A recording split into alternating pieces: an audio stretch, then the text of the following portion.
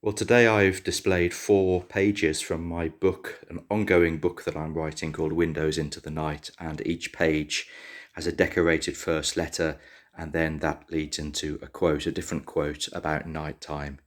Um, and I thought they're just in a drawer, waiting for all of them to be filled. So I think what I'll do is, whilst I'm waiting, it's going to be a while, I'll display them. So at least I get the benefit of seeing them. You can actually see in the reflection the amazing view that I've got out onto the Firth of Forth, which is an arm out into the North Sea in Scotland. This first one is one of my favourites. And the night shall be filled with music, and the cares that infest the day shall fold their tents like the Arabs and silently steal away. And you see inside the letter bowl of the A, we've got this tent, and then the night sky behind with a bit of green to suggest grass underneath the A. And then we've got night is the other half of life and the better half, and it's got some tendrils going up. This one isn't gilded. You can see that that one is gilded, it's shining really beautifully. That one still shines, but not quite so vibrantly. That's liquid gold. Night is the mother of thoughts. Of all of the quotes I've done about nighttime, this is actually my favourite one. Not the actual quote itself, but the letter N. I really like the simplicity of this lovely arched letter N with the kind of stone double window inside. One of my favourites, if not my favourite.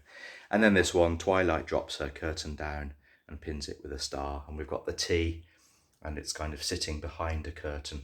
And then you can see the star above, sort of holding the curtain up almost, a little curtain rail there. And of course it's all written in the same style script.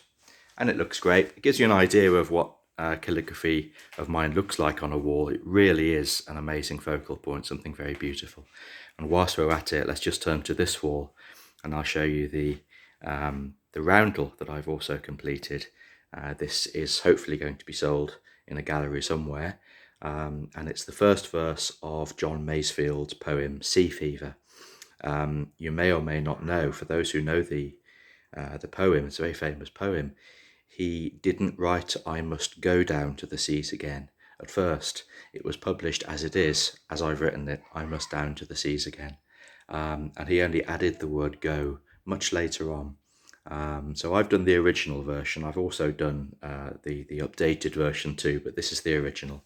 Gives you a lovely idea of what a large scale roundel looks like on the wall. It really is, again, an amazing focal point. And with the sea glass there, that's all been taken during my walks in Dysart and West Weems and Leven, the local areas that I live in.